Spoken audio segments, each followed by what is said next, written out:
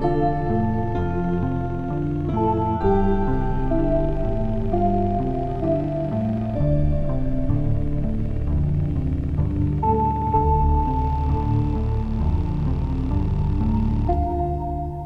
back to University Atlas, the all-in-one student-run podcast for news, information, and advice. I'm your host, Juno Hyde, and this week features a terrifying new ghost haunting the only free student printer still in operation in the Hyde Library, a rather widespread food poisoning epidemic, and the opening of 2 new clubs on campus. But before we get into it, I'd just like to say I hope everyone had a good week and didn't let the ominous floating orbs in the fountain deter you from going to class. Most professors don't like it when you skip class, and some of them have very sharp teeth. But without further ado, let's take a look at this week's breaking news. As I'm sure you've heard, there's a new ghost in Hyde Library, and yes, unfortunately, it is blocking access to the only free student printer in the library that still works. As I'm sure you're aware, the other 5 printers have all been shut down due to various tech-related issues over the last year. The library staff want me to remind you that the library is not the only building on campus with printers. You can also locate student printing areas in Halls Essence, Kane, Ward, Boiler, and Fossil, and every dorm community except the Grottos and Finch Hall. Printing costs for these printers are 5 cents per page.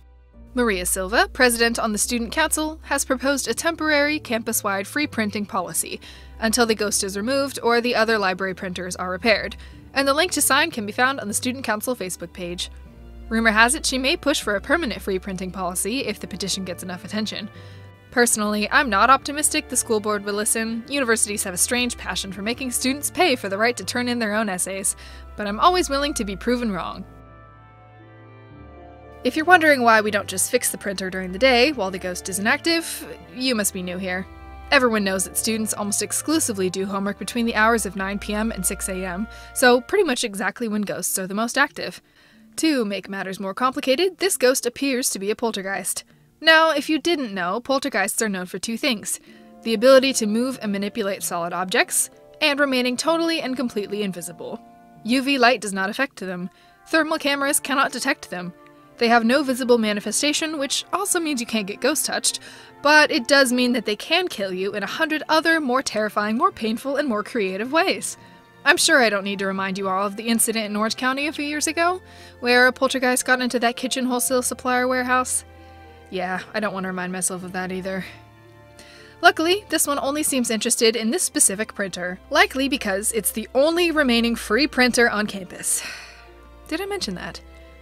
Sebastian Blackheart, the Vice President of Student Paranormal Organized Operations and Knowledge, gave us a statement this morning. I've been assisting one of our best teams on the case, and rest assured we'll have this ghost in the can, or jar, as soon as we can find a way to approach the printer without getting ink squirted at our eyes. After this, he suggested library staff take a look at their ink supplies, and implied the spirit may in fact be raiding library cabinets for more ammunition. No printer has that much ink, Blackheart said, and finished wiping smears of blue from his ear with a wet wipe. Stay tuned for more updates, and avoid the student printing area in the library after nightfall at all costs. Now, before we move on to our next news stories, it's time for a brief message from our sponsors. Are you feeling empty or unsatisfied? Are you tired of looking for the perfect match? Are you hungry for a companion that will meet your needs? Introducing Blood Type, the first app that connects vampires with blood donors. Simply download the free app from your app store, make a free account, and specify whether you're a donor or a drinker. Just answer a few more questions, such as blood type or blood type preference, preferred donation method, availability, etc., and within seconds you'll be able to see your potential matches.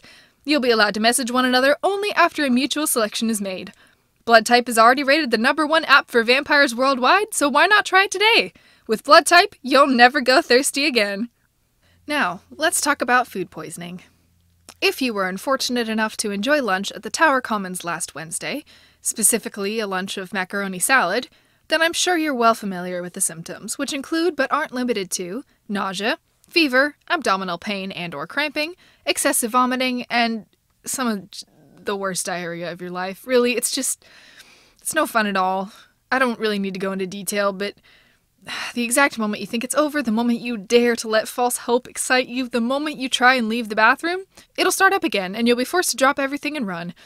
I'm not ashamed to admit I brought my backpack with me on one of these, trips. I mean, I had work to do. Homework doesn't go away when you get food poisoning. No fewer than 24 students, including myself and Fitz, were afflicted with food poisoning this week as a result of macaroni salad, which you can be certain I shall never eat again. No students were hospitalized, thankfully, but I'd like to remind everyone that the Student Health Center is open 24 hours a day, and drop-in visits are welcomed and free. If you do contract food poisoning, be sure to report it to your RA, who can help you report it to the university administration, and they'll take steps necessary to track down the source and make sure it doesn't happen again. But, in the meantime, here are some things you can do to come out of your food poisoning ordeal in one piece. The first is to avoid eating for a while, which is not advice I would recommend in any other circumstance. You won't be hungry, believe me, but if for some reason you do feel inclined to consume something, do it in very small portions. Drink water, you'll be dehydrated, but do it slowly. Alert your roommate that you might need to get up multiple times during the night, and be sure to keep a bucket or plastic bag beside your bed, in case you can't get to the bathroom in time. Your dorm's front desk has free sanitizing wipes available. Be sure to wipe down shared surfaces like door handles. Food poisoning isn't contagious, but germs from vomit can make your roommate sick, and we don't want that. Or maybe you do. Maybe your roommate sucks. But you really should think of a better way to get revenge, because I wouldn't wish food poisoning on anyone. It's a major bummer. Stick to passive-aggressive sticky notes or something. Once you start feeling human again, or lycanthrope again, or vampire again, be sure to drink lots of water, but slowly, and eat only foods that aren't greasy or spicy or rich. Think toast, and oatmeal, and bananas. You know, the bland stuff. Raisin Bran, but just the bran. Plain Cheerios, like the ones that aren't honey-flavored. Dry saltine crackers. Don't do what I do and decide, oh, I'm feeling much better. Surely I can treat myself to a burger and waffle fries from my favorite drive-in. Don't do it. It's not worth it. You're just going to upset your stomach again, and then you're going to have bad memories associated with Ricky's Drive-In. And how are you going to enjoy midnight burger trips with your friends now? You aren't. The food poisoning has taken enough from you already. Don't let it take Ricky's Drive-In, too. Best of luck to the other 23 recovering students. Take it easy, my friends, but take it. It's time for Rosmar Roundup, a segment where we cover news from the general Rosmar area, including, but not limited to, sales or deals at local venues, interesting hauntings, new restaurants and shops, and other community news and events. If you've been down to the beach in the last week, then I'm sure you've seen the washed-up sailboat. If you haven't, it's yellow in color, measuring 12 feet and 4.5 inches long, resting at a 70-degree angle on the sandbar, its sail hanging limp and stained. If you didn't know we had a beach, don't get excited. We don't. It's some rocks surrounding a patch of smaller rocks next to the Railroad Park and Seafoam Cafe. According to Seafoam Cafe baristas, the sailboat showed up on Tuesday morning at 7:42 a.m. Apparently, it wasn't there at 7:41. When curious park visitors decided to investigate the sailboat during low tide, they discovered a name etched across the back: Quinoa. There appeared to be no windows on the boat of any kind. When especially curious snoopers tried climbing onto the deck to get inside, they reported an alarmingly strong scent of old cheese, and said a strange noise like 1,000 screaming ants could be heard. We're not sure what a screaming ant sounds like, and I'm not sure we want to find out. Police are attempting to locate the boat's owner with reportedly little success, and advise park visitors to keep their distance, especially after nightfall. In other news, if you live on or near West Olympic Drive, keep an eye out for Mrs. Loveday's pet camel, Carlisle, who escaped his enclosure last afternoon. He was last seen exploring the basketball court near the Rosmar Middle School by the girls' roller derby team, who did nothing to apprehend the animal as they assumed it was, quote, a prank or something. Mrs. Loveday assures the community that Carlisle is quite friendly and should come when offered sliced beets. In paranormal news, there appears to be an unknown creature taking up residence in the Saskett Golf Course. The creature, which resembles 8 large molar teeth appearing around the holes, has been swallowing golf balls and regurgitating them back at golfers' heads when their backs are turned. The creature appears to fear nothing but local oral surgeon Dr. Nedler, who enjoys golfing there on weekends. This has been Rosmar Roundup. Let's talk about clubs. You've had a few weeks to settle into campus at this point, and hopefully you've made some friends. But if you haven't, which is fine, or you want more because you're greedy or just an extrovert, then clubs are a perfect way to meet people of similar interests, or just have fun stepping out of your comfort zone for a little while. Why am I explaining clubs to you? You know what a club is. Go join one. Do it. Do it, coward. If you didn't make it to the involvement fair or haven't looked at the extensive list of clubs online, then here's a little hint at what you're missing. There's Pun Fights, a club not for the faint of heart or slow of wit. If you like bothering your friends and annoying your family with puns, and you're pretty fast at them, then consider joining the competitive pun slingers that meet once a month for pun fights. You're given a topic, and whoever runs out of puns first is eliminated, with the winner advancing to the next round.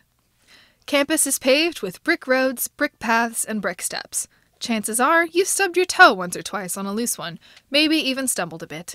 But if you've fully tripped and hit the ground as a result of the pesky red stones, then you're invited to the Brick Eaters Club, a bi-weekly meeting exclusively for those who have eaten shit on campus bricks. What's your favorite animal? If you said the correct answer, which is capybara, then I've got great news for you. The Capybara Appreciation Club meets twice a month and includes capybara trivia nights, documentary viewings, and other informative and fascinating discussions about the most perfect of animals. And once per quarter, the club brings in several capybaras that you can pet, feed, and snuggle. If you miss playing hide-and-seek with your cousins or friends as a kid, then I've got the perfect club for you. Each week, the Hide-and-Sneak Club gets unrestricted access to one of the campus buildings. It's like the hide-and-seek you remember, only the stakes are much higher. The seekers have Nerf guns, and every 10 minutes you have to move to a new location. Games are limited to 50 persons per week, so be sure to sign up on their website. Are you a man with long, luxurious, flowing hair? Then consider this your formal invitation to the Men's Society of Formal Hair Braiding. The club is run by friends Richard and Jack, who met and bonded over their beautiful flowing locks, and their desires for the club are to teach other men how to braid and otherwise care for their own luminous tresses. Don't let the title fool you. All are welcome, as long as you have hair hanging past the chin, and therefore long enough to braid. Anything shorter, and you will be turned away at the door. And, last but not least, is Onion Club. Once per quarter, students gather in a silent room. Each is handed a peeled onion. The first person to eat their entire onion is crowned the Onion Monarch, and their photograph displayed in the Atlas Union lobby. John Atlas University is happy to announce our 2 new clubs, the Speed Tree Climbing Club and the Terrible Tea Party Club, to our student community. Have an idea for your own club?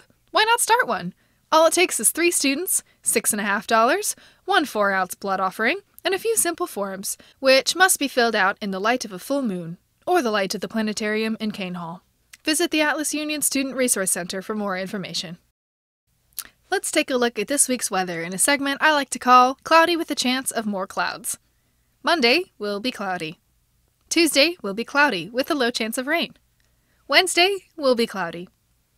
Thursday will be cloudy with a high chance of rain. Friday will be rainy with a high chance of clouds. Saturday will be cloudy. Sunday will be cloudy. And raining. This concludes Cloudy with a Chance of More Clouds.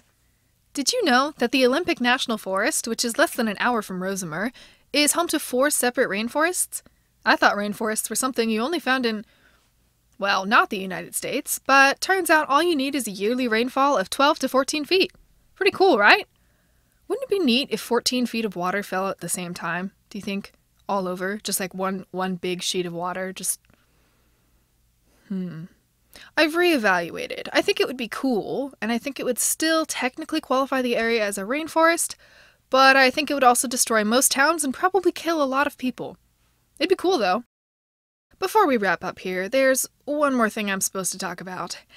Even though I don't want to, because I'll be supporting my main adversary, the Atlas Weekly student newspaper.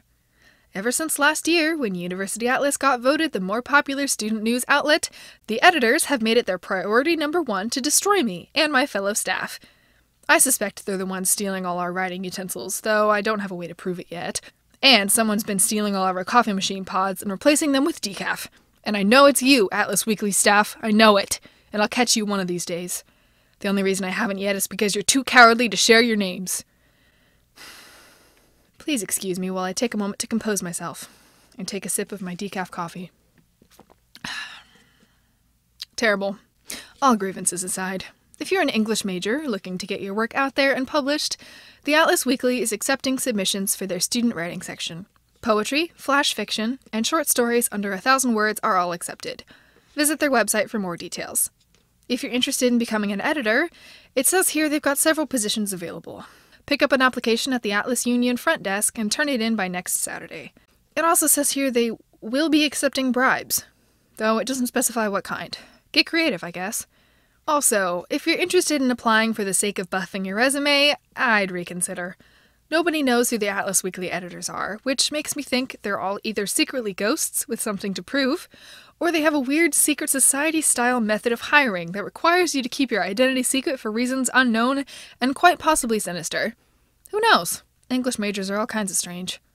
This announcement concludes today's news. Take some time this week to check out the new clubs and to download Blood Type, the #1 app for vampires worldwide. Remember, ducks are just as afraid of you as you are of them, and I am very afraid of ducks. This is Juno Hyde signing off.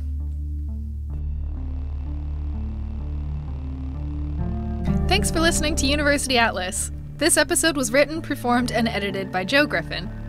Remember to leave us a review or rating or to share this podcast with a friend.